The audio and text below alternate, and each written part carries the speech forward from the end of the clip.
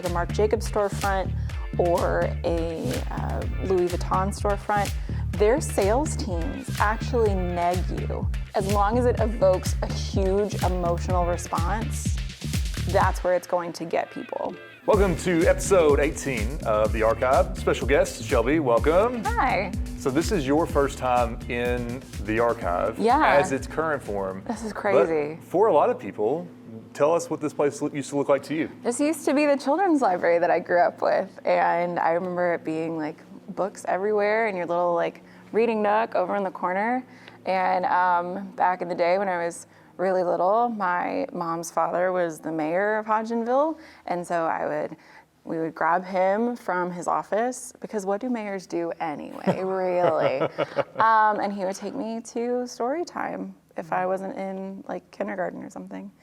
So. It's one of my favorite things is like people that come in here that did come to this place when it was a library and getting to see what it is now. Because like when you're little, everything is huge, you know? So now through my adult eyes, I'm like, wow, this space really wasn't as big as I thought it was as a kid. But when you just see like wall-to-wall books as a bookworm, you're just like, oh, okay, this place is great. And there's so many things, and there were things to do, and comfy little like cushions, and it was fantastic. It was a good time. We've actually gotten a lot of good feedback too. I was a little worried because like I'm not from this community, so I was a little worried like we change everything up, paint the walls, paint the murals, that people would be a little upset, but that's actually not been the case. No, I like what you guys have done with this space. I'm excited to see what you continue to do with this space as you guys grow.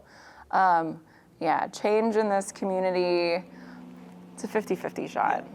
Caleb knows that pretty well. So, we did make and we've had to say this several times, we did not make any changes to the mural in the stairwell. No, you didn't. I can vouch for that. It still looks fantastic. I was like, oh my gosh, when I walked up the stairs. It's like, wow. One of the great teachers out at Ailes, Andrew Coy, was telling me during Lincoln Days, as we were sitting out on the sidewalk for the parade, that his little brother is actually one of the kids in that mural. Oh, that's so cool. It's pretty cool. Yeah, so it's a ton of like community connections here, and I think that like getting back to the heart of what we want this place to be is just a place where storytelling is it becomes central and like an integral part to this community, because just a lot of times you don't find this type of place in a community like this. You know, there are some places throughout the Commonwealth where small communities do have great storytellers, but we want to make sure that, you know, Hodgenville has theirs.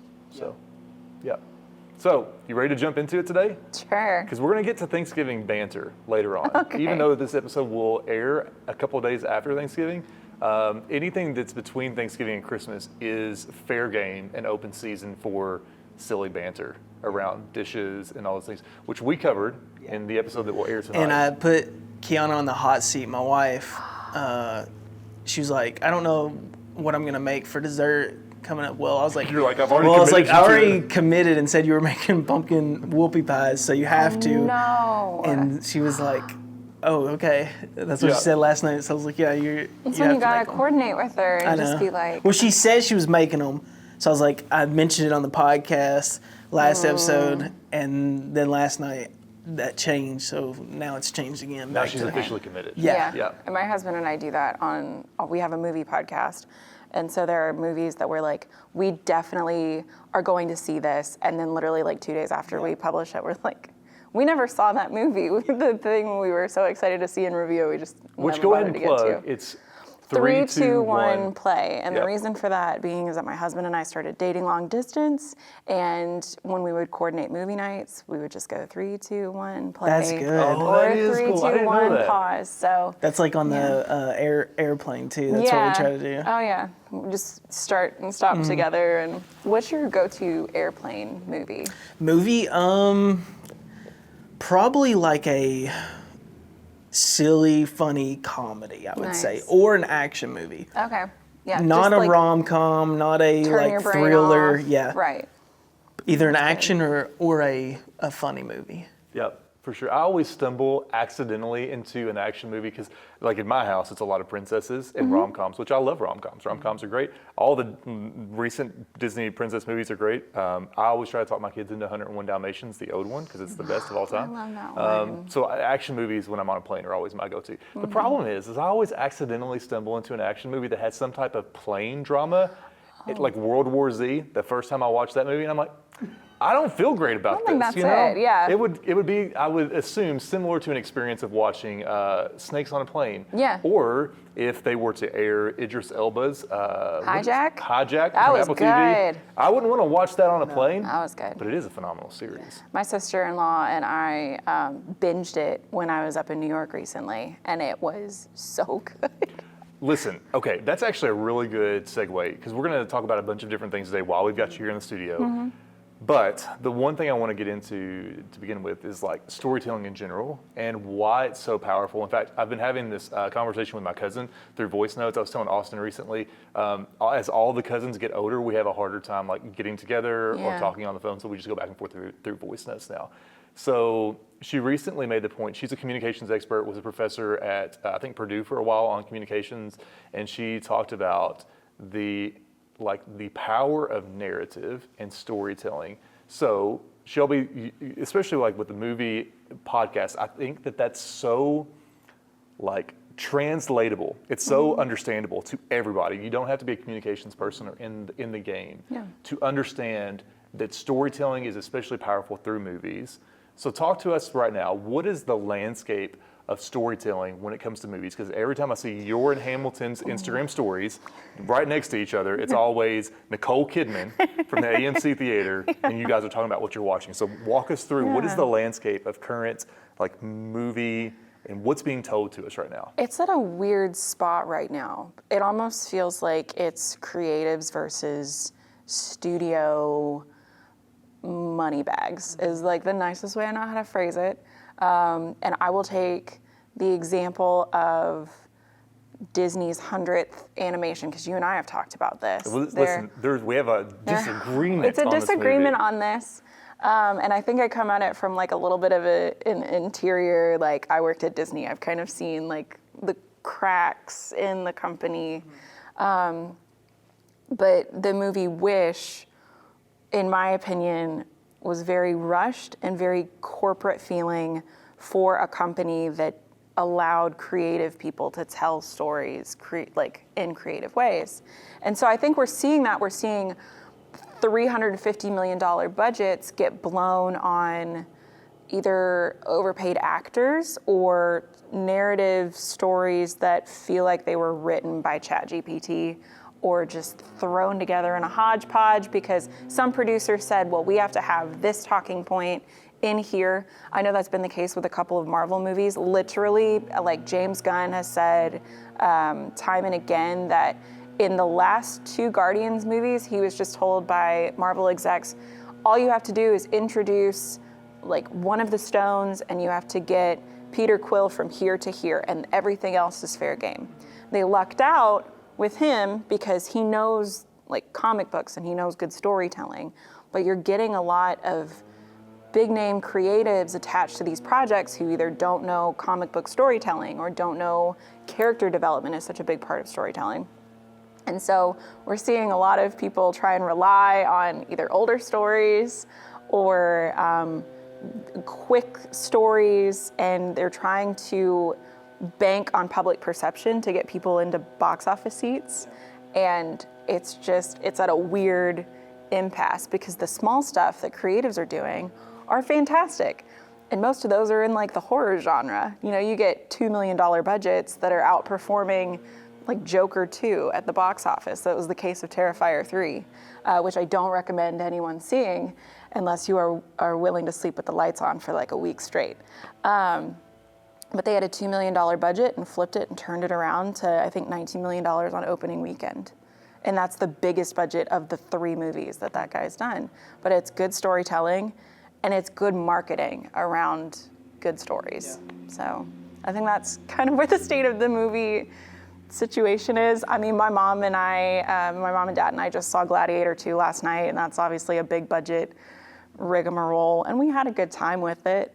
But we got out of the theater and there was a Red One was playing it right across from it, and that was a $350 million budget that has not recouped any of that money back, and it was awful. Like narratively, it was so bad. That breaks my heart because it looked so good. It was so dumb and fun, and Hamilton and I left, and we didn't look up the budget for that one because we were like, surely it's not that high. And then to hear it was $350 million, we were like... Let's do this, though. For context, of like a really like pop culture movie that's been around that people will have interacted with at some level, like what is like Infinity War or Endgame? What's the budget of a film like that? Gosh. Endgame was $350, but I don't remember. I think they did what Wicked did in that they combined the budgets of those for two two movies? Yeah. because they shot them, I think, at one time, at one go. But that's like, that might give people some like understanding Yeah. of like, okay, this was roughly this Yeah. many years ago. This is what the budget was. So I can tell people who grew up with 90s rom-coms, the average budget for those famous 90s rom-coms, the When Harry Met Sally's, the Sleepless in Seattle's, were $20 to $40 million. So adjusted for inflation, that's like, I don't know, what, 80 million now? Those are called like the mid-tier, mid-budget movies now. There was a really good mid-budget movie that starred Denzel Washington's son, John David, and is called The Creator. But it had an $80 million budget, but it was a science fiction epic. And it was crazy to see practical sets, minimal like CG, because that's what eats up a lot of your budget. And it was such a compelling story that I was like ugly crying, but they did something really smart that you guys will appreciate, like especially as filmmakers. They kept the emotional beats really tight, so that way you're not having to spend a ton of money on doing the background, like set dressing. And so it was just $80 million really well spent. Well, we talked about that. I think maybe episode 4 or 5 that they shot The Creator on FX3s because they performed so well in low light. And the director made a comment that he wanted to trade from shooting on like Arri Alexas, which for people at home is like, and we're talking tens of thousands of dollars versus a camera that's $3,000 that you can go pick up in Louisville right now, you know. He wanted to trade that budget item for shooting on beautiful sets, like natural sets, like on the beaches and things like that. I think they filmed in Thailand for most of the movie. So stunning. But I think that gets down to one of the things that we've talked about before. You know, for like him or not, Gary Vee is one of the kind of the leading communications guys in pop culture right now. And he has this saying that he's said for like the last 10 years, which is creativity or the creator is the variable of success for organizations. And I love the point that you're making because I think it gets into a lot of the things that we do, which is you can throw all your money at something. People, I think, have over-indexed on what they think ChatGPT can do. Because at the end of the day, having a good writer or having the serendipity of two people that you've brought together who can get into a writing room and actually hash out these nuances and how it will land on an audience with years of experience as being the thing that informed them, like that's where magic happens. Yeah. You know, that's where you get a movie like The Creator. Or even, you know, I think even going kind of to the other end of things, I watched Infinity War and Endgame over kind of the last week in like 5 and 10 minute segments. And one of the things I was so impressed by was like it's held up. Like the beats of how it plays out, they have apparently like 80 characters, it feels like, that we're trying to keep up with. And to me, none of it felt rushed. It felt like they let it breathe, but it was tight. I mean, we were going with that storyline. And I think that's the beauty of whether you've got a massive budget or a really small budget, good writing is good writing. Yeah, and they had a team that knew and understood where the characters were before those two movies started. And I think when you get into like the comic book realm or any IP related thing that people have a like possession over these characters, like I grew up watching the Saturday morning cartoons. I love a lot of superheroes. Having those characters act in a way that makes sense for fans, I think was also a big reason that it was successful. But it was, again, a team of creatives that knew and respected what came before it and weren't just trying to push the envelope for pushing the envelope's sake. I would love to know this. Where is your like roots of the love for like storytelling, and how has that developed into like movies and arts? And then where's the parallel between your jobs working with media agencies now over the years? And is that a like headache that like the differences in storytelling of movies and then trying to take that into media agencies? It can be, it very much can be. Because in media agencies, you've got people that are on a budget and they don't really care about storytelling. They just want their ads to give them the ROI that you expected to or anticipated. And sometimes storytelling very quickly goes to the wayside, which I'm sure you guys know when it comes to Christmas advertisements, there are some that really, really do well. And then there are some that you're just like, that was so bland. Who are you trying to talk to? I don't remember what I just watched. But like the Budweiser ads, Coca-Cola, obviously, except for this year because they AI generated a lot of their visuals for their ads. So they are getting a lot of backlash for it. But there are always a handful of companies that year after year invest in storytelling, in their marketing, and it pays off.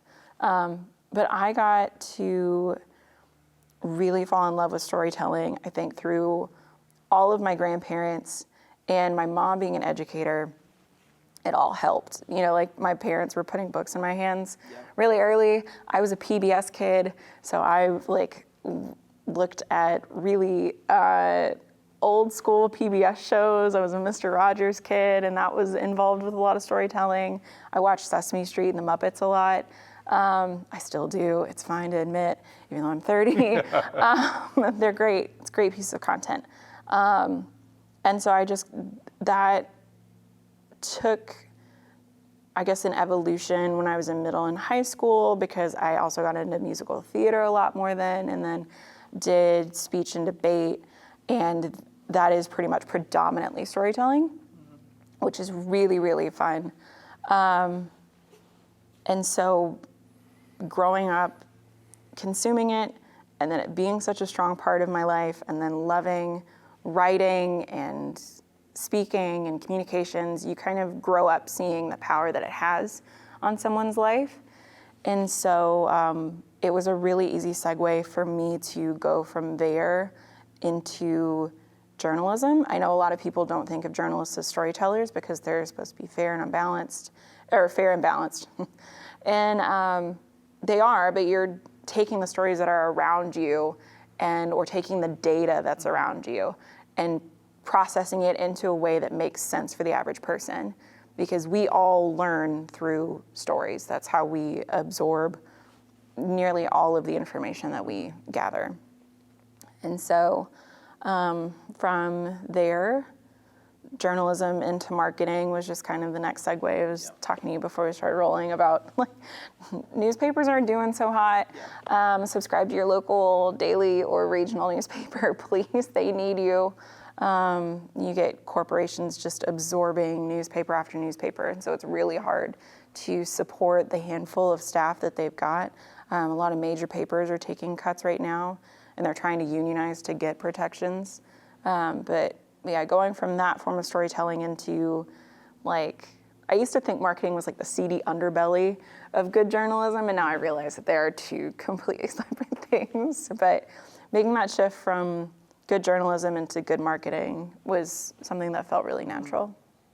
So talk to me about, because I think a really interesting point that you brought up was the journalism marketing dynamic, that journalism really is storytelling. We're in a really interesting media landscape right now. Austin has had to deal with me talking about this for the last 4 months. A lot of my work has led up, to the election, had to do with public policy, especially here in the Commonwealth of Kentucky. And so one of the things that I think I constantly was bouncing off of him was, how do you take something that's incredibly complicated? And so we're going to take now out of my kind of area of public policy into the area of journalism. How do you take a story that you're covering, whether it's local, regional, or even national, and then break it down into a way that people can digest it and actually generates them to care about it? Yeah. Talk to me about that, because you're the way that you do your Instagram stories, the way that you talk about issues that you're passionate about, you have made me care about things that I previously didn't even have on my radar. So I think it starts with finding a human connection into a story. So when I was in college working for the Herald at Western Kentucky, which is a student-run newspaper, we were thankfully independent of the university, independently funded, so I could take a lot of these rules that were coming out of the administration and find students or faculty that it directly impacted. And if it wasn't breaking news, because the rule of journalism is that if it's breaking news, you put the meat and potatoes in the lead so that people know what's up. If I found somebody who it impacted, I would lead with that story. And then I would break into the data behind it. So I'd be like, Shelly is a struggling student who's currently in 3 work studies, and the school just said that they are taking away 25% of that compensation. For Shelly, this means that she only fills up her gas once a week instead of twice a week to be able to make it to these work studies, blah, blah, blah. And then I would have a quote from her, and this is a made up scenario, by the way, I don't know what Western's doing, but it's just finding that human to human connection is where you're able to see yourself involved in the story. A big, very real story that I broke alongside my assistant news editor my senior year was we got wind that a high school senior who was going to be on the swim team had been hazed and harassed by existing swimmers. And it was bad enough to where he filed a Title IX complaint and filed a complaint with Bowling Green Police. And so when we caught wind of that, my assistant news editor went to the PIO at BGPD and just kept hammering them for whenever that was going to be available to release. And I kept hammering the Title IX office for whenever that would be resolved. So we both got them on the same day. We grabbed the documents, we skipped class and went to the news desk and just broke apart the story, because everybody at Western's campus knew of the swim team's perception and how many freshman girls were invited to these parties and how many freshman boys were invited to these parties who were green. And it was just a big deal to be invited. And so we were like, this is gonna have a lot of impact, safety impact for brand new students. What we didn't realize, because we just thought it was a public safety thing, what we did not realize is that it would get the attention of ESPN, it would get the attention of Washington Post, it would get the attention of a lot of state media who were coming to us for answers that we had found throughout our investigation. And so it's the power of storytelling, because we were getting the story from this kid who had gone through so much. We got stories from Olympic gold medalists who'd come out of Western. That was probably one of the most surreal things that we did. We sat down with her because she was still training at Western's pool. And we got a lot of really interesting stories of how the university would deal with something like a claim like this. And so that story alone spoke to students on, hey, if you go through assault, here's what the university will realistically do either for you or not do with your case. And so it's stuff like that you have to take it from a human perspective and frame it, because I don't know how many times men hear that 1 in 5 women will experience assault before they're 25. But men don't care until it's a woman in their life who's got a story. Mm-hmm. And so that was one of those situations that it broke everything open and shone a whole light on it. And so that's not to take a dark turn, but that's the part of storytelling. I know you did a lot of that when it came to the education stuff that was on the ballot, of being transparent about the stuff that Whit was saying and how what you were hearing from other educators and being transparent on how it would affect them. Because I don't think a lot of people thought about that until you started posting that. As people all in this room that are creating the stories, that's something you get introduced at pretty early on when you tell your first story, Yeah. and it has an impact on someone listening to it that, hey, they actually have an emotional connection. That was one of like the most powerful moments for me, is like whenever I would create a video and I was first introduced to someone feeling some type of way over the thing I was creating. That is when like the power of storytelling really like got introduced to me, and I was like, wait a second, the thing I'm creating is actually making someone feel a certain type of way. Like the thing I recorded or the thing I pieced together and produced is actually making someone feel a certain type of way.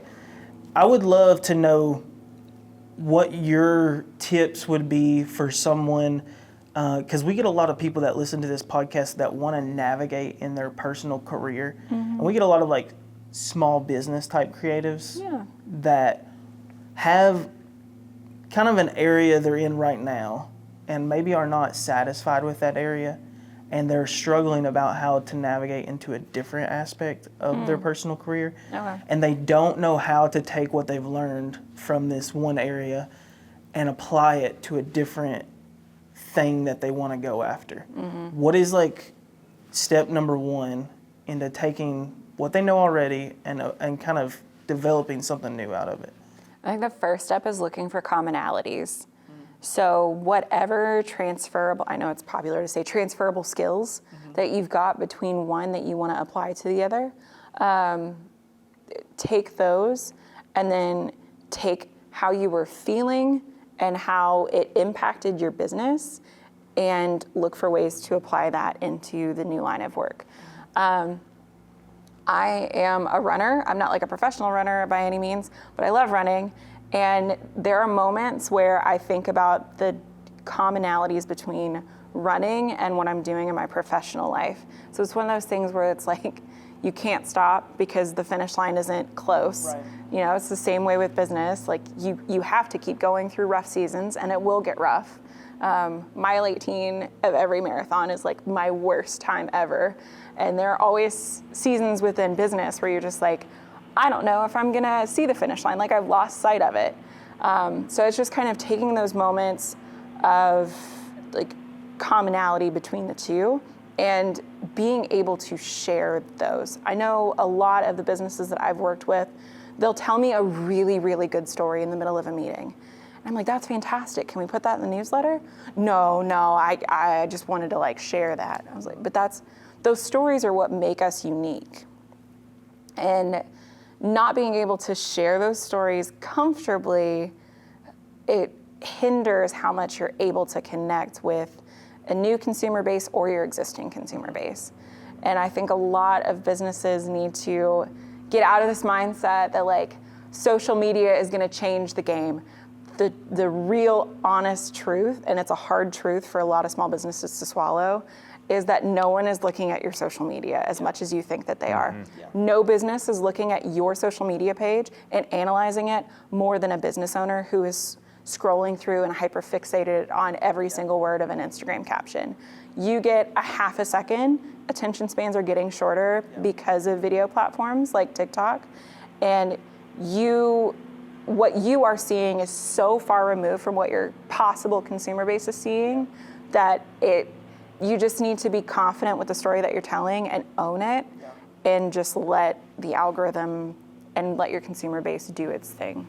And that's something Caleb and I have had this conversation lately. Like a lot of the results we've been seeing is not because of like the things we thought would stick when we're posted on social media. Nope. Like our perception of what people think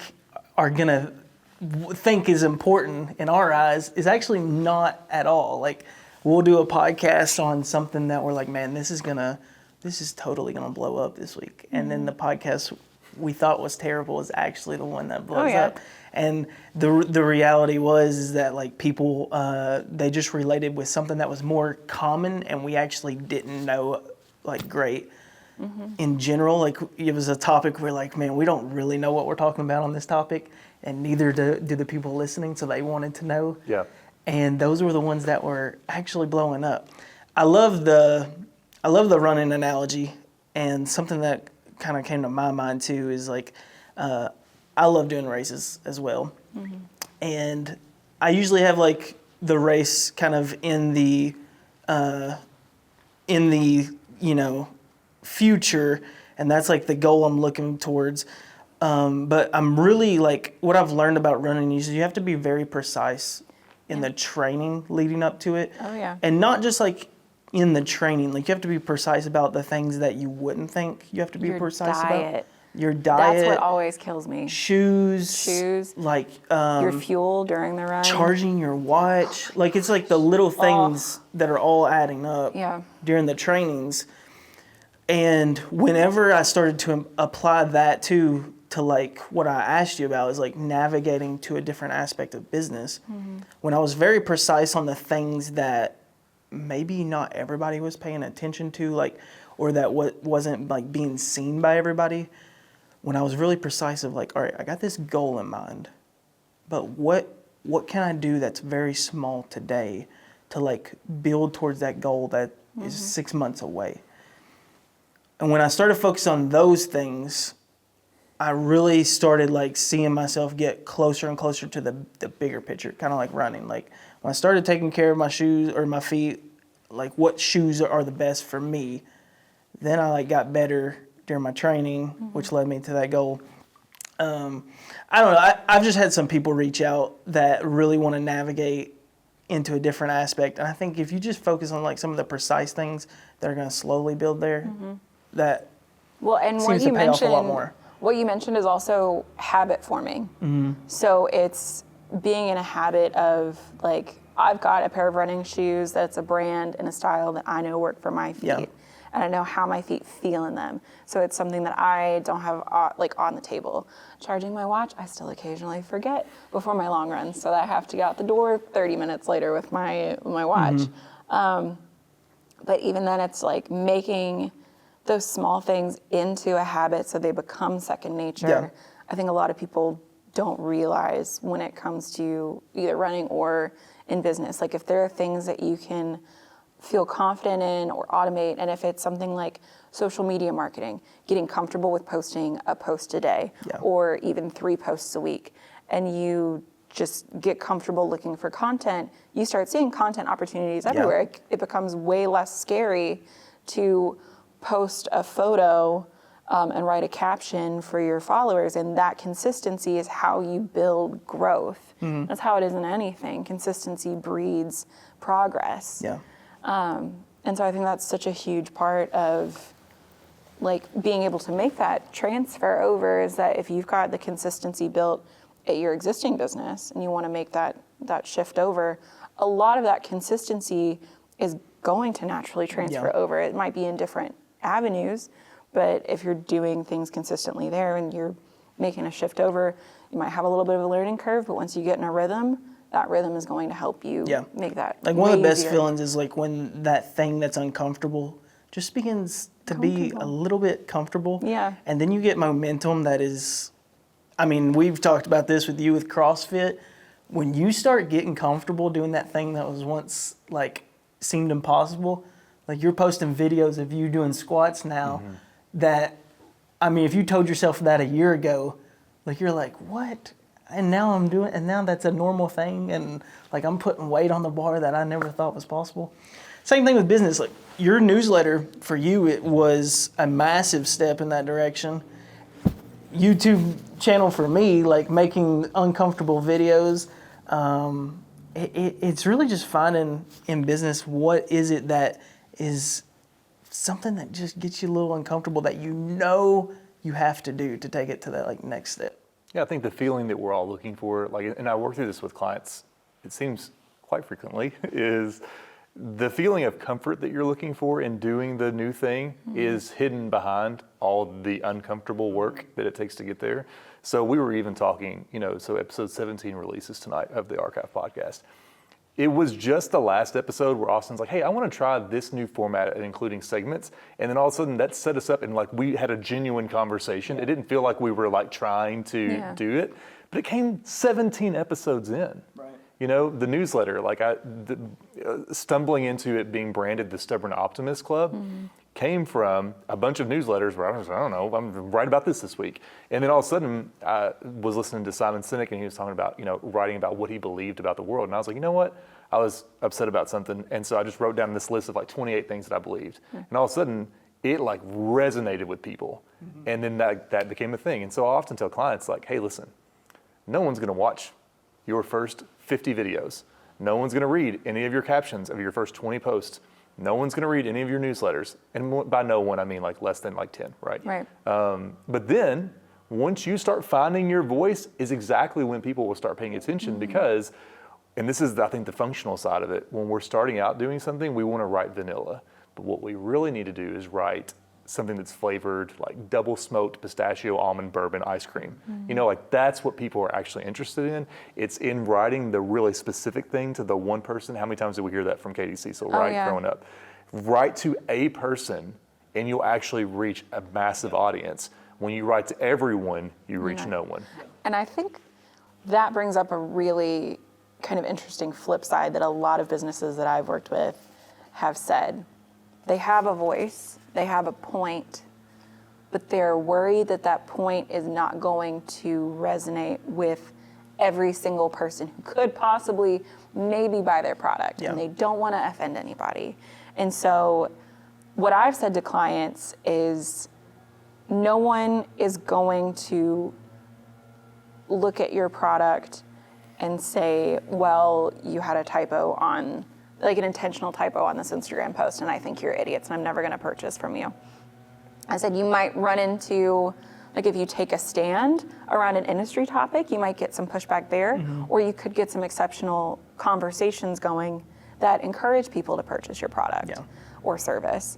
And one of my old clients at my previous agency was a surrogacy clinic.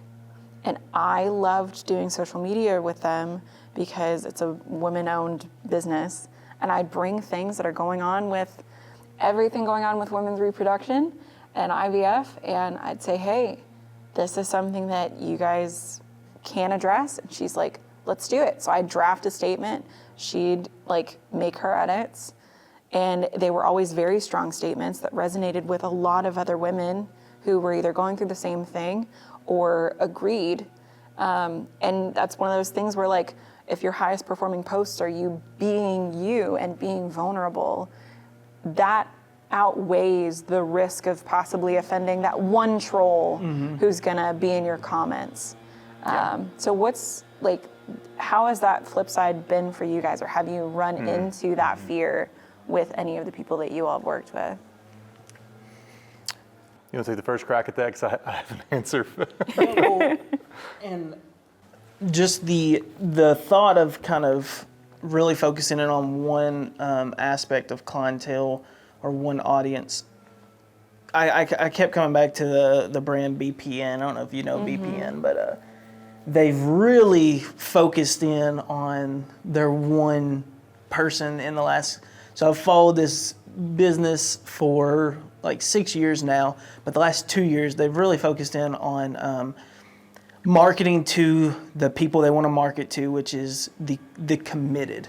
Like they've said, like, we are not a brand for everybody. We're a brand for the committed and the people who want to go farther and want to basically advance in their physical realm of health. And when I started doing this with my own business as well, probably in the last year, I said, you know what?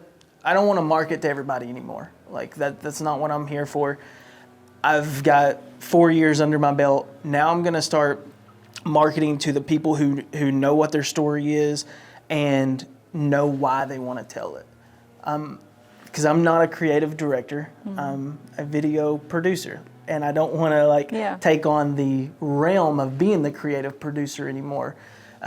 If you have an idea and you know what that idea is and why you want to tell me that, or why you want to tell your audience that idea, I'm willing to work with you. If you don't, you may want to figure that out and then come back to me, because I was trying to wear hats that I didn't want to wear. Yeah. And what I was just kind of realizing is like the product wasn't as good as it could be, because I was taking on work that they didn't know exactly where they wanted to go with it. So for me, that's what I've really like learned the most is working with companies or clients who know what they want to tell and why they want to tell it, and things begin to just have better quality over time for me and my clientele. I think for me it was, starting out, leaving the school system and going full time with it was a little nerve-wracking because you're trying to figure out, okay, what clients am I going to take on, who's going to want to reach out for business and all those things. And I think I very quickly learned that just picking a stance and going with it, that is hands down the best way to move forward. And so people who know me now, especially, we were referencing some of my social stuff from what was on the ballot, I'm pro public schools, without a doubt, unashamed. Are you really? Yeah. And so when a ballot initiative came up on the ballot, I had been working in that behind the scenes in the policy realm in Frankfurt since it first came on our radar that was going to be on the ballot. And then I very much don't talk about certain things on my own social media because it's outside of my realm of expertise. If I don't know, I've gotten to the point where I'm I just don't know about that thing. And so I'm not going to speak to it. I'll speak to this stuff. We can speak to storytelling. That's why we have a daggone podcast about it.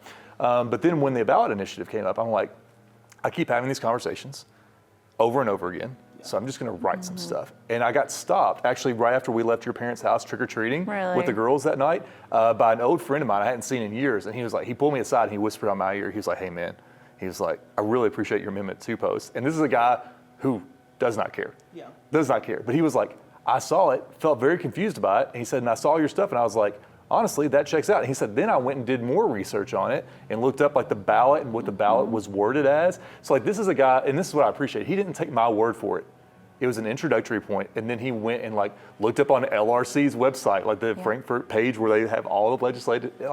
That's what is cool for me is I was so nervous at one point to take a stance on anything, but then I found by actually standing for something, saying something with my full chest in a respectful and hopefully consensus building way, more business comes as a result of that because people know now, oh, if we need somebody who's in this realm, this is what this guy does. Yeah. Well, there's also such a power of the weeding out process when you stick true to kind of one story.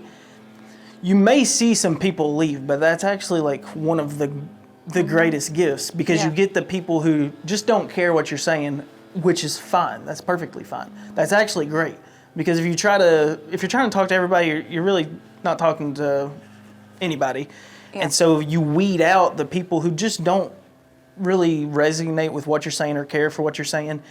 And then there's growth after that because you're settled in on that audience and you're just adding more fuel to the fire. Once you got the people you want to talk to are zoned in and you got the people that... I also want to say from a sales perspective, because everyone can, wax poetic about storytelling and the power of stories. And then you get the sales guys that are okay, but what's converting? We need to expand to as many people as possible. And I've run into this with email marketing. People want to buy lists that aren't tailored, and they just want to throw a message out and to 5,000 people because they bought this email list. And because their sales guy says this is going to work, we have to come up with sales points for everything. And suddenly you've got an email that isn't targeted to any specific user base. These are brand new people. This is their first experience with your company, and you are trying to shout all of your business propositions at them. No, that's going to turn someone off. And so from a sales perspective, it is way easier to have a voice, have a cohesive style alongside that voice, make it so consistent that people look at something without a doubt and say, oh, well, I know who this is. I'll shout out a casual company, formerly Carolyn Jane's. I love all their posts because it is so consistent. Their brand voice is very open and feminine, but that's the type of client they attract. Yeah. My dad's not gonna roll up in there and try and find a shirt. He's gonna go buy a gift card for my mom because it's the consistent brand voice that they've got here. And so many people from a sales perspective are scared to isolate a voice because they're seeing numbers shrink. Yep. And when numbers shrink, people panic.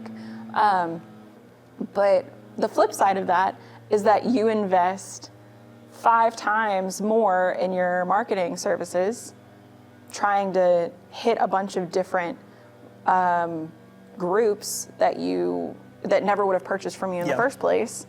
And now you've spent 5 times more on that than you would have if you just bothered to make a stand and commit to like the brand voice that I'm sure somebody somewhere has made for your company. Yeah. Well, I would love to hear your opinion on this.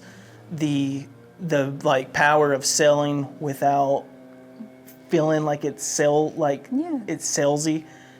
What are the key components to storytelling for a brand if they're wanting to sell something but don't want, like they want to be efficient in their storytelling to the point where it sells itself? Yeah.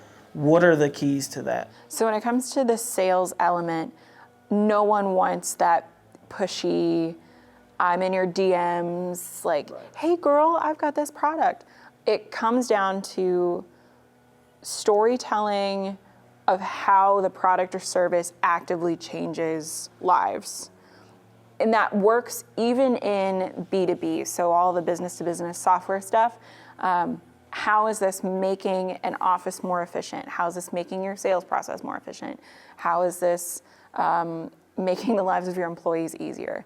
That is something that a lot of B2B businesses still struggle with, is just finding that humanality there. But you said BPN, it made me think of Gymshark, how they're also very clear on the type of person that wears their clothes, but they use their influencer base and their ads to show how the product holds up, how you can train in a bunch of different environments in their products and feel comfortable in them. And I think it comes down to businesses being willing to stand behind their product more than anything. I think a lot of people are like, well, it's not full, like we don't want a ton of eyes on it. We just want like a little bit because we don't want the possibility of a negative review.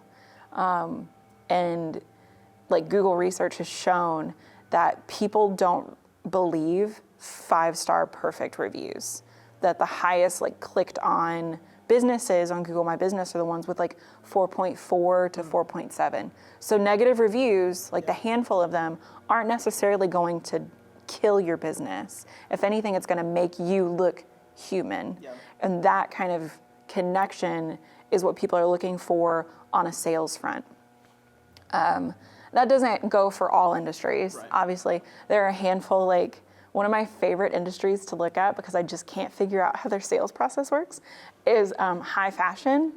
But like high fashion brands on a consumer facing side. So things like a Marc Jacobs storefront or a Louis Vuitton storefront, their sales teams actually neg you and say, oh, why are you? It's basically trying to make you feel like you shouldn't be in there and that you can't actually afford it, which encourages you, it invokes an emotional response in most people to say, well, I'm here to buy this bag and I want this bag and I deserve to get this bag. So then they wind up buying way more than if they just come in with the bag. If they have a perceived slight, it's kind of, I call it the pretty woman thing. Oh, listen, we're calling this this is the Regina George. This is the Mean Girls Yeah, effect. it's literally just, well, like that scene in Pretty Woman where she goes into the shop and is told that she can't buy anything, and then she goes has a massive shopping spree at every other storefront. You know, like it's that like, well, you can't buy it, so sorry, and then you walk out with 2 bags when you were only coming in for 1. So that's one that I'm just like, as long as it evokes a huge emotional response, that's where it's going to get people. So I have a funny story about this. This is not what you're talking about, but I think it might be. Okay. So maybe you can help me. This is like Caleb's therapy session here. So Whit and I go to Manhattan for our anniversary 2 years ago, and we love it. Like we love spending time there, and so I think we're on 5th. And we go to the North Face store because North Face has been my all-time. In fact, when I left the school system, I made a tweet. so silly. About like coming for North Face. Like that was because I loved the content they were putting out. Like it's just all very inspiring. It's clean. It's minimalistic. It's like it's got the never stop exploring thing and all this stuff. And so we walk into their store, and I'm like, I'm definitely I'm looking for a rain jacket. And rain jackets from North Face are notoriously expensive. You have different choices in that. You have like Columbia, LL Bean, Patagonia. It's competitive. Like it's an industry where there's a lot of competition for people who are looking for that type of thing. So I'm like, North Face, I've always been a North Face guy since I've been in college, sold their goods at Hibbett's, like was all in. And so I go in and they don't have a single thing above an extra large. I always get double XL because it's long enough for my torso. My torso's like freakishly long. And so there's nothing in there. And then I begin noticing they don't have any t-shirts that are above an XL. They don't have any sweatshirts. It wasn't just one thing that didn't have it. And then I began realizing this store is only for small, like what I would call normative size people. Straight size. Yeah, like small to extra large. And I kid you not, 2 weeks later, we were in Nashville for my daughter's cheer competition. I went to they have a regional Nashville outdoor fitter, which is like where you want to buy that stuff anyways, because it's supporting a small business. And I switched everything over to Patagonia. I did. And it was in that moment that I began, because I then had revenge research energy and started looking into like, what's the deal with North Face, and saw where they had switched manufacturers like 4 or 5 years ago. Quality had gone downhill since. And so it was like one of those things where I had this image in my mind of this perceived quality, but when it came down to who actually met my need, it was this competitor who was like, yeah, we don't care to step into that space. And I love that Patagonia jacket. Like it is gangster. I like the Patagonia brand a whole lot. Absolutely. There is actually, so 2 things. You just hit on the plight of most plus size women in this country. I'm not a plus size woman. You're not a plus size woman. I'm identifying with you. This is literally like where that relational, because like so many women go to it, like Old Navy promises that they have plus sizes. They don't have a plus size section. Macy's is starting to roll back away from having a plus size specific section because the trend of being thin is coming back in. So businesses are like, well, more of our consumers are losing weight, we guess, so we don't have to care about this consumer base anymore. And so that is very interesting that you brought that up. It's been a trend in retail stores for like the last 2 or 3 years. And it's been wild to see play out on social media. But the second thing is that Patagonia has one of the best brand voices of all of them. There's a drag queen named Patagonia, but like her whole thing is that it's in like she's in line with Patagonia, like Nature Conservancy, totally, like making sure that you're recycling and like being aware of government policies that impact climate change and stuff like that. Also, props to the drag queens for always having the dad joke names, because all dad jokes can appreciate drag queen names. Oh yeah. I feel like all dads can appreciate like more than just the names on drag queens, because it's fantastic. And it's so funny because I remember when I was really little, the Lincoln Jamboree back in the day. Oh yeah, Joel like a thing. Joel Ray had an annual Miss Doubtfire contest, and so there are Help us on the way, dear. A lot of men in this community have done drag, and a lot of this men in this community don't even realize that that's what they've done, which is hilarious. Miss Doubtfire bringing the heat. Miss Doubtfire bringing the heat. We need to add that to the rewatch list over Christmas break. It's so wild. It really is. That movie and Flubber, I look at it differently as I've gotten older, because you're just like, oh, I don't know if I can actually root for you as an adult the way that I rooted for you as a child, Robin Williams. I just don't know. Well, but that's like, okay, so like that gets back into, I think, the storytelling thing. Like, I think good storytelling, if we take this back to the top of the conversation, is that it's the wrestling with not only, okay, there are layers here. Like, that's the thing that always makes me laugh, right? So I am the like the dad in every like parental group conversation. When we get around people who don't know me super well, Will is always like, hey, easy. Because sometimes people will like hate on movies because they're like, oh, well, it just was highly inappropriate because it had these types of jokes in it. And it's like, oh, hang on. You do understand though, that's all storytelling. all good storytelling has layers of nuance, and guess what? Your kid's not getting it. No. Yeah. Your 7-year-old doesn't get those jokes, and that's on purpose. For instance, Shrek. I was literally about to say the entire Shrek franchise. The entire Shrek franchise. And that is I would say, that's like watching Olympic level athletes, but in storytelling. Yeah. Because you're able to tell a story, like I was joking with Austin last week during our Thanksgiving side dish banter. My aunt, Susan, would make a 7-layer salad. Like, it's like peas and like bacon bits and all this stuff, like random stuff. But when you put it all together, it's incredible. Yeah. And it's just got this, like, it's got flavors and it's got different levels of texture and all kinds of good stuff. But it's layered, man. It's got just so many different things. So let's bring this conversation now to a place where we talk about, because there's one more question I want to ask you before we get to the end, but I think this is an important kind of like side quest for a moment. Talk about the importance of nuance, not just in the area of journalism, which we've already talked about, but in storytelling. How do we, in a world of TikToks where everything is so like hook, simple story, how do we not let nuanced, good storytelling die? Because when I watch Austin's wedding films, oh my gosh, like there's just all this stuff going on in them, right? From your perspective and in your work experience, how do we bring about the next generation of layered storytelling? I think that is going to come down to people investing in creative, specific stories. So something that kind of broke my heart recently was that Pixar and Disney announced that they're not going to prioritize those individual voices in storytelling. Things that created Turning Red and Luca, those are very personal stories to the directors that, from a corporate perspective, they claim that because those stories are too personal, they didn't resonate with a lot of people. I call horse manure on that because it comes down to the fact that they didn't market those and they dropped them directly on Disney Plus. And you're like, wow, you're looking at streaming numbers? Really? Okay, whatever. But things like Turning Red, like that story was literally so hyper specific for this character. Like it's a Chinese Canadian girl who is obsessed with boy bands in 2002. And I was like, hold on, that's literally me, other than I'm not Chinese Canadian, but I was obsessed with boy bands and still am.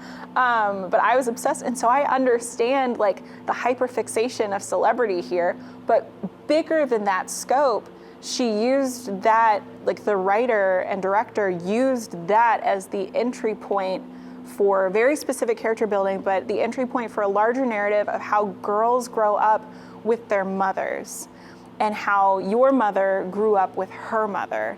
And so it's one of those that like, and I still can't watch that movie without just ugly crying the last 20 minutes of it. But it uses things that are hyper specific and then uses that to break into a nuanced, like universal experience. So like when you do wedding videos, my sister's wedding and my wedding were two very different things, but the feelings that you captured in her wedding videos are the same things that I felt with my husband day of our wedding. You know, and my sister and I are very different personalities, and but you're still able to come together and just like get the warm fuzzy feelings that are universal around like the idea of true love and having the one person that you want to spend the rest of your life with. I worry as studios and corporations in general rely more on automation and trying to hit bottom line to appease investors, that we're going to lose a lot of the nuance that made things that we grew up with so great. You know, I know a lot of people like freaked out when Disney did the live action Little Mermaid, but from that flip side, just making the change in casting and giving it to Halle Bailey, who is, in my opinion, overqualified for that role. She was fantastic. You open that story up and you provide nuance for a whole different demographic that wasn't at all represented in the first film, like in the original film. I actually prefer the live action more than the animated. And that is like, I was never an Ariel fan growing up. I was very much a big Belle person. but it's one of those things where like there are opportunities to adjust stories to bring in way more of an audience than people realize, but people just want to double down on what it feels safe. Yeah. And that's, by clinging to safety, that's where you lose all attempt at nuance. One of my favorite authors, Ryan Holiday, he wrote a children's book called The Boy Who Would Be King. And so it's about Marcus Aurelius and, this boy who did not want to be like an emperor of Rome, who becomes the emperor of Rome. So I loved that book. And then he came out with The Girl Who Would Be Free. The only issue is Epictetus was not a girl. He casted the character of Epictetus as a young girl, specifically because he wanted girls to be represented in what is typically, ancient philosophy, not a female-oriented or female-focused like genre of literature or really school of thought. Yeah. And so what I appreciate about the conversation about representation is a lot of times the focus becomes on the anger and the rage of, oh my goodness, how could Ariel be a person of color? And it's like, well, if you think about it, she's a mermaid. She's got a tail. Yeah, she's got the whole thing. But then I look at what The Girl Who Would Be Free did for my girls, and all of a sudden they're seeing this. I mean, just you talk about a historical character who gives some of the best like one-liners, but then all of a sudden they can see themselves in that character in the same way that I could have seen myself as Marcus Aurelius. Like, that's saying, hey, you have a place at this table, you belong here. And I think that's the beauty of storytelling is we continue to find different ways to tell these stories that we all grew up with, but in a way that everyone gets to see themselves as that character. I think about, obviously, growing up, I think all grew up in some form of the church, and, grew up where, Jesus a lot of times was casted as a white guy, and Jesus wasn't white. He's obviously Middle Eastern. But when I went to Southwest China as a young college student, guess what Jesus looked like in Southwest China? He looked like an Asian man. Yeah. And so I think we do this naturally as human beings in a couple of different ways. I think we make characters out to be like us so we can see ourselves in that story. But then I think the part that I really enjoy though growing up is remembering that, some of these stories, they are meant to stretch us. So we were never meant to stay with white guy Jesus or Southwest Asian Jesus. We're meant to see him. We're stretching now out of our, this is who he actually was. This is actually what the story was about. And I think that's the beauty of storytelling. Even when we talked a moment ago about Shrek, you're now obviously in the humor genre switching over. Now I see this as this. And that's the beauty of storytelling is how we see ourselves in it and then how it causes us to stretch and grow in ways that, guess what? Storytelling should make you uncomfortable. Yeah. And I think of my favorite, taking it back to plane movies, my go-to plane movie, and a lot of women on the internet agree with me, is Crazy Rich Asians.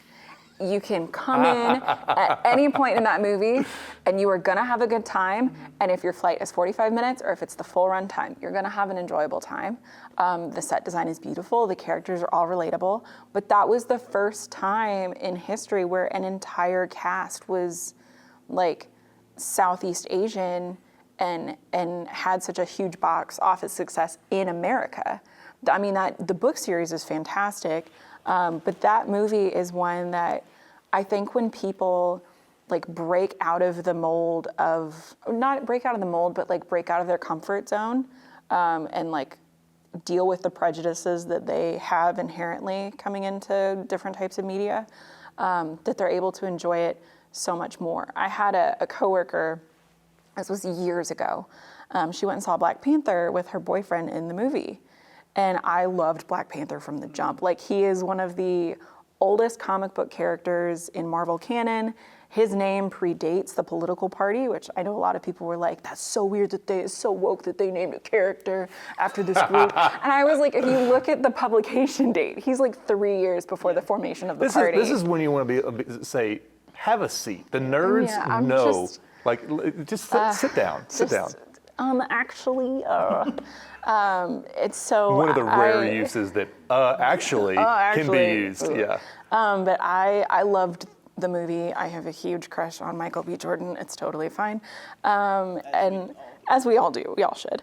And then Chad Boseman's performance was it's one of those, it is up there with like Iron Man, and that I can't separate the actor from the character. Nope. You know, but like the cool thing for me was when I went and saw it in Orlando, I was like a handful of white people in a theater full of like Black kids who were finally represented. And a few years prior, I saw Wonder Woman for the first time hit theaters. And I left crying because it was my first time seeing all women in a fight scene. And I was like, it's just so like surreal how much representation impacts you. So to see that in person a couple years later again with Black Panther, I was like, this is the power that storytelling has. But anyway, back to my coworker, she'd gone to see it. She goes, I don't know. I can't put my finger on why I just like didn't like it. And I looked at her without hesitation and I said, it's because you weren't the main focus. Like you didn't see anybody who looked like you other than Martin Freeman's character. And she was like, huh? And I was like, no, it's just, you're not thinking about the fact that like, it's totally different than what you're used to. You're like, oh, I'm just uncomfy and I don't know why. And I said, so sit with that for like a day or two. And then if you guys want to go back out, because she had 2 boys who wanted to see it. I said, if you guys go back out, think about it. And then the next week she was like, okay, so I took my kids. And you're right. Like when I just kind of realized that that's where I was like, this feels different. It feels like disconnected from me. That's where I was able to appreciate like, oh, he's just telling, like the opening being a narrative story. How many times do we sit around and tell each other the same stories that we've heard from our grandparents? That's the same thing as the opening for Black Panther. It's just a different culture. And you saw that play out with Barbie too, right? Like, oh gosh, yeah. Like Barbie gave voice to this experience, and then I thought it was really interesting. You saw, especially like guys who grew up with sisters being like, yes, yeah. And then you saw the guys who maybe didn't grow up with sisters or like a maternal, like matriarchal family.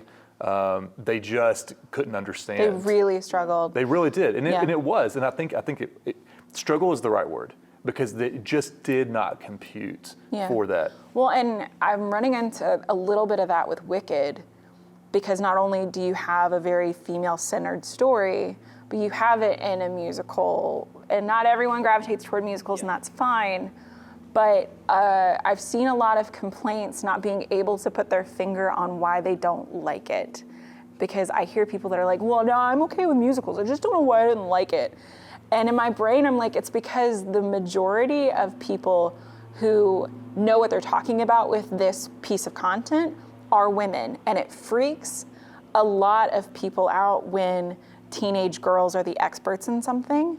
That's why, like, there's a lot of online discourse about Taylor Swift that is always negative, and it says the same like 3 things. And I'm not a Swiftie by any means, but when there's a piece of content that it just wants to demean the things that young girls find interesting, that's always a red flag for me, that I'm like, I can't take your criticism because you have no criticism the same way I can uphold what a 13-year-old who's obsessed with musical theater is going to tell me about this movie.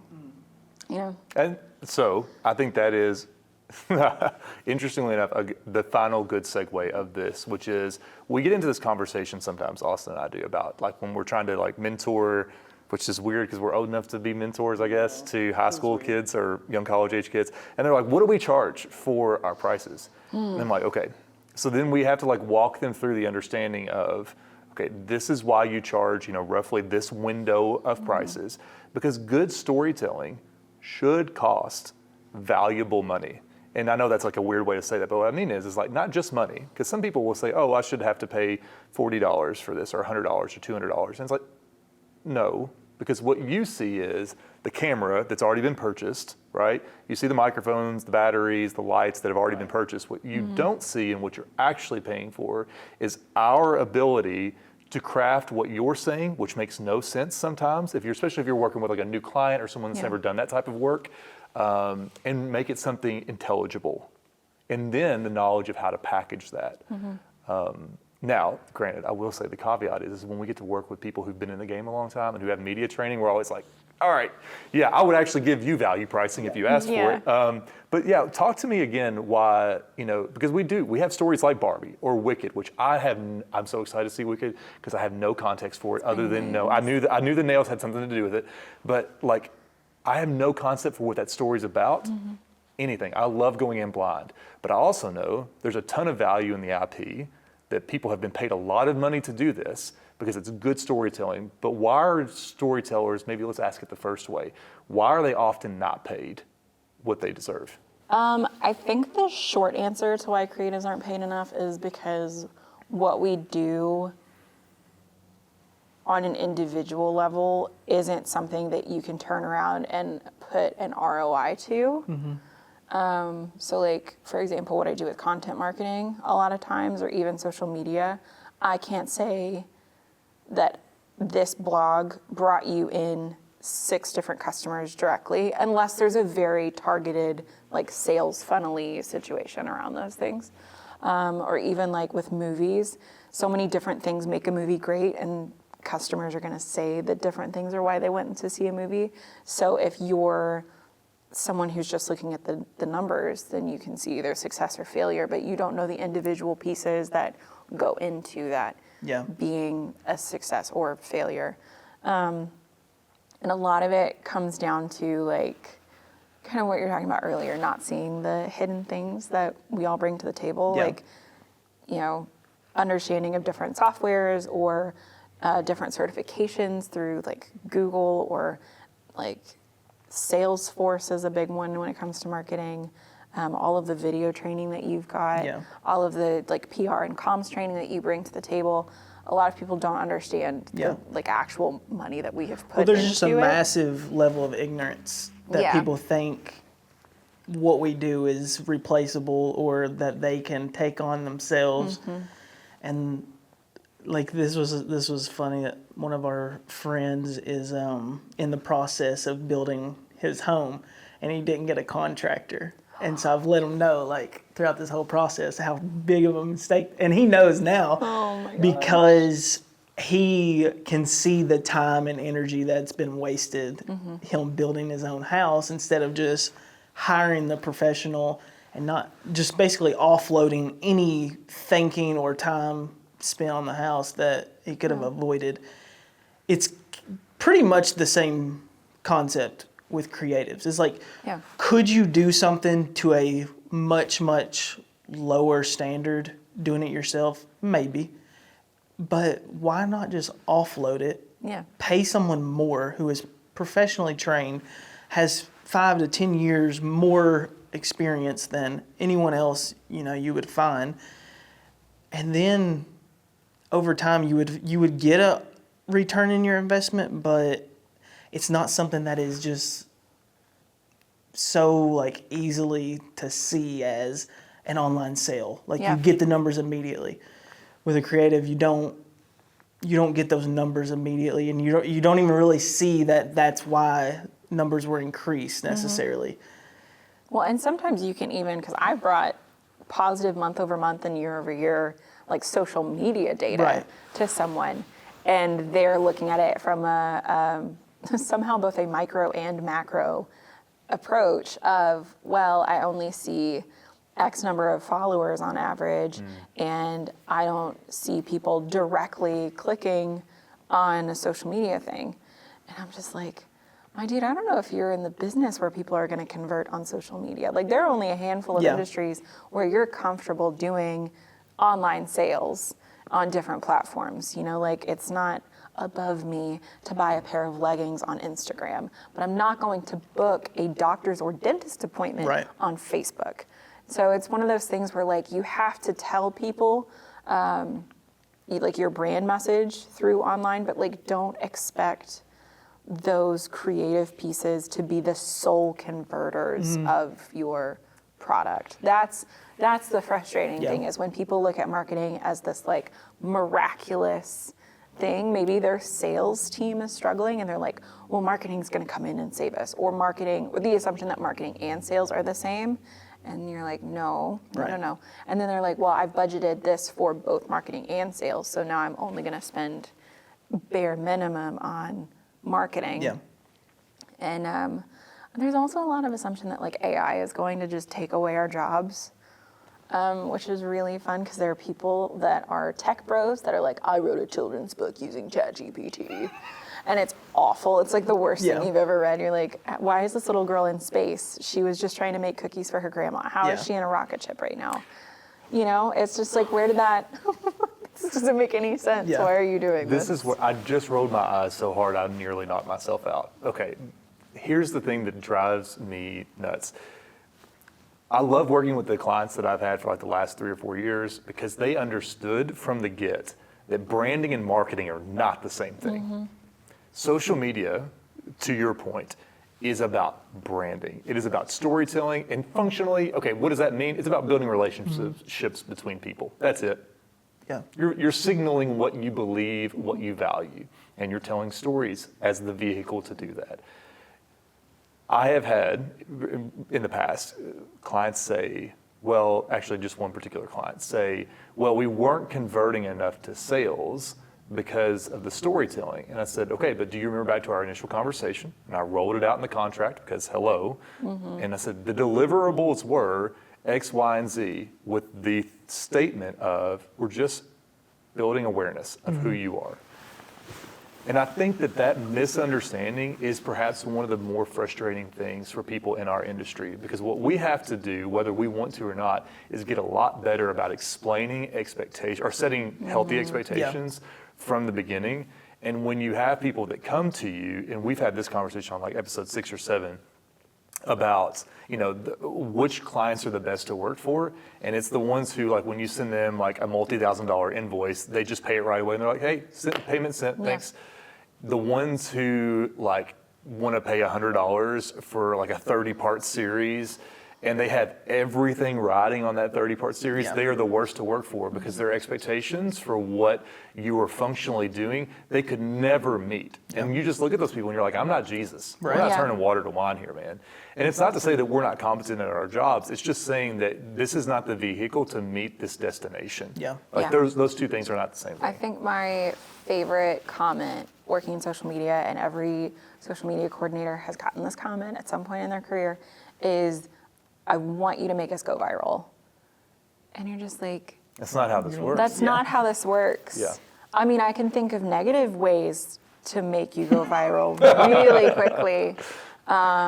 And even then, that's not a guarantee. So I can tank your brand and make sure everybody knows your name, or I can try and uphold your brand and build a consistent storyline. And like what you were saying about branding earlier, that's so different than building a marketing funnel, which is different than building a sales funnel. All of these things are totally different. There are marketing strategies in play that, like, for example, most agencies with copywriting, I write a blog post. It goes out to social media. I can track with the like metrics that I get from WordPress how much people engage with that. If I also want to spread that message, I'll put it in the newsletter. Like, there's cohesion around what you're doing with your messaging to make sure that more people are seeing it. So just investing in one part of like a marketing strategy and thinking that it's going to change lives with a monthly blog post isn't going to be it. But if you make a really high value ebook and then send it over to paid marketing and say, hey, we want to try and specifically get people to download this who are ready to invest in our business, then you can tailor your messaging, you can make it as valuable as possible, and people are more inclined to download it and even maybe purchase your services or give your sales team a call. But a lot of people just think that it's like this one thing that you do one time and it's going to magically fix everything for the business. It's a lot like, to me, it's kind of like, okay, all three of us have an interest in athleticism, right? Or, you know, physical fitness. To me, it's a lot of the same ways when it comes to like branding, right? We don't see the benefits necessarily of the things that we're investing our time, energy, money into, right? But what we know intellectually up here is it's hard work now, but the benefit long-term is that we won't face A, B, and C health issues as much as a percentage of the population who doesn't do these things, right? It's the investment in the long term. And that's one of my favorite comments I've gotten from my long-term clients is they're like, if you look at it from the first 30 days, you're like, what are we doing? You look at it from 6 months, then to 12 months, 18, 24, up to 4 years now, and it's like, okay, let's remember where we were, and come all the way up to here now, and that we've not only put systems in play, Yeah. but we've also done, and this is my biggest thing, is like, what's the 1% incremental growth for next year? Because 1% doesn't sound like a lot, but then when you start looking at the compounding effect of 1%, like, obviously now, granted, and like if we were talking about retirement, 1% is not a great return. You understand what I'm saying, though. Yeah. It's the small things that you do really well that have a high return in the long run. Yeah. And I think that that's what you're paying for when you've got good creative is, okay, this is something that if we commit to doing the work, we're going to be in such a different place. It's like, 1 degree of difference when you're sailing from Europe to North America can end you up in a vastly different place, right? 1 degree of difference. So maybe, Shelby, land for us here on what's the encouragement you would give to businesses, organizations, corporate groups, whatever, on why they should invest good pay into their creatives. What can they get from it? Because they've just heard us have a small vent session on why maybe their thinking might be short term if they are thinking that way. But what are they getting in return if they do invest? You're getting more leads to your sales funnel. If we're going to talk technical, we're going to talk shop. You're getting more leads into your sales funnel. You're getting additional strategy behind your market share. So people who are actively taking in research from what is effective and what is not effective and are able to tell you point blank who the product's resonating with and who it's not. So you're getting that added element of research. Through multiple different channels, if you're doing like different marketing sectors, you're able to maintain that human thread through your sales process. So, and I know for a lot of business owners, especially entrepreneurs, they have this inherently unshakable belief in the company that they run or the product that they're selling. And they're like, I just know that if I went on Shark Tank, my life would change. I think this is just everything that I've ever wanted. Cool. You as one person cannot like adequately share that message because it's so personal to you without the support of people who know how to reach your target demographic. Because it doesn't matter at the end of the day how much you want your business to succeed. Everyone wants success. You are not inherently special because of how much you want something to be successful. Because you're in line with like everybody else's business. You need to find people who can take your product and show others how important it is for them to have it. Because like how important it is in your life, that's great, peachy keen, whatever. You're the business owner. People are gonna look at that as like, yeah, no, of course. You're gonna want it to succeed, but it's not applicable to my life until you find someone who is in a similar point that they are to tell a story that resonates with them. That's good. So, That's very good. Yeah, like the entrepreneurial story is like done and dusted in this country. This whole, America's founded on like entrepreneurship. You know, like it's common. So for you to say like, oh, I want to take my business from here to here, and I think that you can help me and support me along that journey. Like, no, you are the same type. Like we have television shows about people trying to do the same thing in business.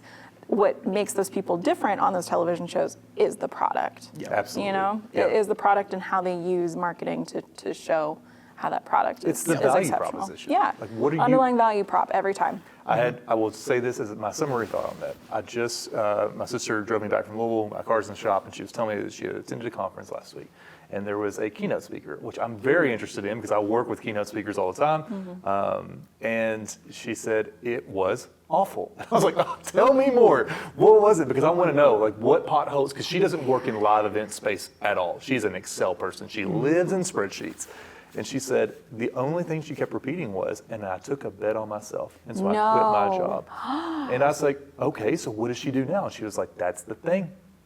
She never really said. She just kept saying, you know what, bet on yourself. And I thought, oh, so immediately, I won't say it, but all of us know what happened, right? Like there's a certain, way that that's able to be successful. Yeah. But the problem is if you can't actually say what you did, like what's the business you started, what's the service that you offer, all those things, then it's like, okay, there's probably some other dynamics at play. And so what you're selling these people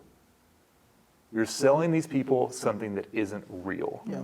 And I think that's the difficult part about, like, at the end of the day when it comes down to storytelling is it's about the value proposition. Well, how are you inspiring? How are you motivating? How are you making someone's life easier, more effective, efficient? What are you doing for them? It's not about you, it's about them, right?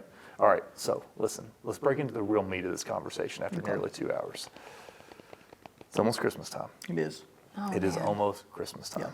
And there is a little thing that I enjoy more than any big present. It's what's in the stocking.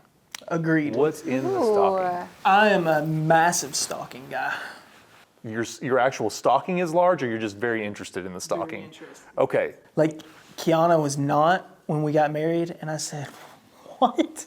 I was like, stockings are the most important thing They- of the they day. are. See, indeed. but that wasn't the case for me growing up. Like the only stocking that I had was at my grandparents' house, and we would get these like handmade stockings with all of our names. And it Were they said the ones from the whole lady up the family. street with the red, white, and green? The red, white, and green, and the Santa, and the embroidery, We and had the the same childhood. stitching. See, Yep. here's why the stocking is the best part, is because as a kid, you wake up, you immediately look at the tree. And so you go to the tree, you do all the tree stuff, and you finish the tree, and you're like, man, that was great.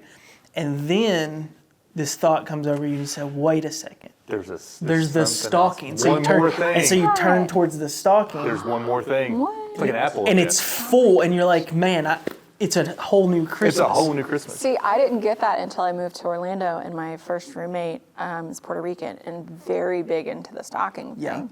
And so he got me a stocking because I was like, I don't have. He was like, "Where's your Christmas stocking?" I was like, "I don't have a stocking," and he was like, "I am buying you a stocking." So he gave me this little BB-8 stocking and filled it with like candy and chips. Sure. See, And that's I the was beautiful like, thing. That's It doesn't have to be cute. crazy. It's just But- like, yeah. throw a toothbrush in there. That's fine. This is the thing I love about stockings. So Austin's gonna get toothbrushes. So thankfully, like Whit and I, we grew up similar. And my mother-in-law, sorry, that is my nephew's watch that is in the studio for some reason. We're just gonna let that thing happen. Anyways, my mother-in-law is very big on stockings. Like, take stockings to the next level. I hit the in-law lottery. It's not fair to everyone else I know. But all that to say, like, stockings are great because it doesn't have to be expensive, but it's a way to show that you know that person. Yeah. So, like, when Whit fills my stocking, when I fill her stocking, it's all that person's favorite candy. A little something that wasn't big enough to wrap, but will make them happy. Stockings are are where you flex, and you're like, I know that person. See, I've just been over here putting all those little things in like a cute little basket and then doing the saran wrap. No, bro, that's basket. Easter. That's Easter. My No, you gotta hit the gosh, stocking. I can't believe I will say my mine- whole life has been a lie. It's the whole thing. So mine growing up, my mom would always put Sweet Baby Ray's barbecue beef jerky in there. I didn't get it any other day of the year. See, this is the problem with how old I feel now. That didn't come out till I was in college. Really? Yeah, thank you. Yeah, and I was like a 10-year-old. But I knew, like, I didn't eat it any other day of the year. But it's like Christmas, oh man, I knew what I was getting in my stocking every But see, that single goes year. back to like our grandparents too. Like, I can remember my grandfather talking about how the Christmas stocking in the toe of the stocking every year at his parents' house was an orange, and that was Fruit. a big deal. It was a Citrus. fruit Yeah. because that was like, granted times were much different, but that was like an investment, right? Yeah. Like there was. So I love the stocking just from like the historical perspective of it, which I'm just saying is my understanding of it, but also just in our ability to show intentionality. My mom would yeah. put the Lifesaver booklets in there, which I always hated, but they mean something to me, you know? And then there was always like, the guys would get like Leatherman tools, and the girls would That's always cool. get something like really specific, like something handmade that my mom would find in Louisville. And so it's just like a cool experience. Oh, yeah. So, okay, then we will answer one more question on the holidays.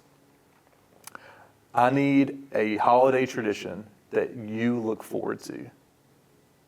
That's the only prompt I'm going to give you. Yep. So easy. Christmas vacation.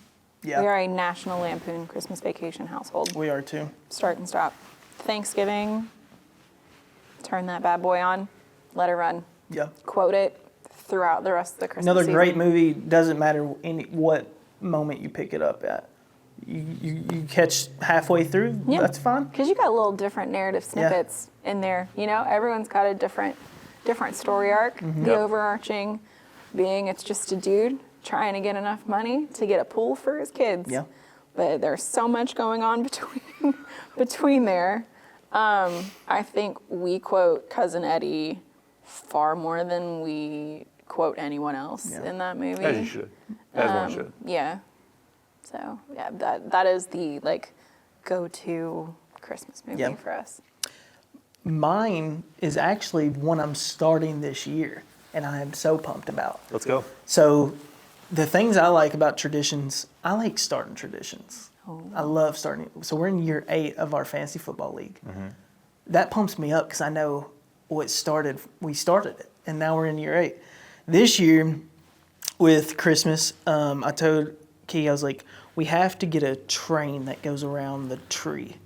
And so Christmas morning this year, I will go in early and have the train going around the tree. Those are so fun. Yeah. I'm such a sucker for a Christmas tree train. So like I am. yeah.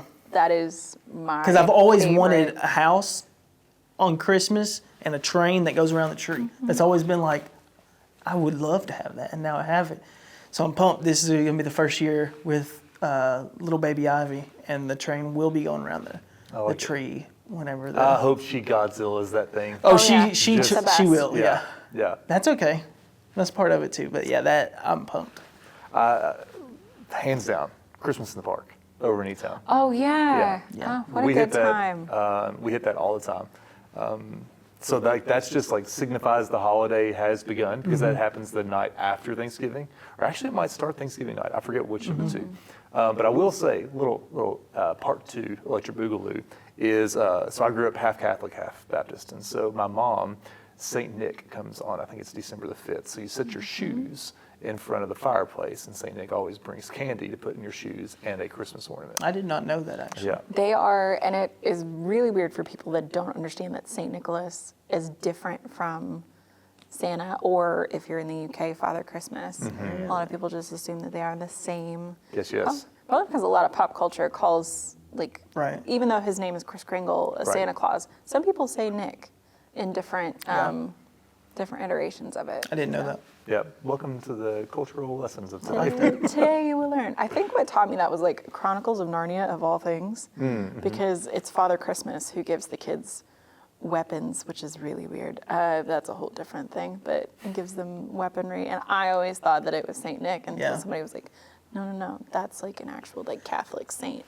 Father Christmas is still like not a real person. I will say I thought I was a movie guru until this conversation today, Yeah. and I was not able to hold my weight. But Welcome I'm to the arena. so sorry. yeah, Look, with being married to a filmmaker is great and also awful, because there are movies that we have to go into where I look at him and I say, are we using our brains for Right. this, or are we just going let's to just turn our enjoy brains this? off and watch a movie. And sometimes he will just enjoy it because he's turned his brain off, and I'm like, no, I can't let this thing go and this thing go. And then there are movies where we're able to walk out both having enjoyed critical thought and like turned our brain off. Yeah. So Well, Shelby, I can't thank you more Yeah. than for, I mean, you're up here for Thanksgiving, but you also made the time to come by for definitely our longest podcast episode to date. So sorry. No, it's great. It's great. It's We super, love I this. enjoyed the conversation.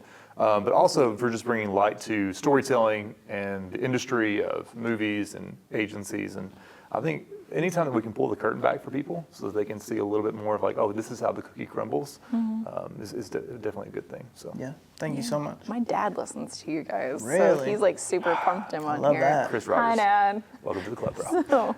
All right. Well, until next week, we'll see you guys. Peace.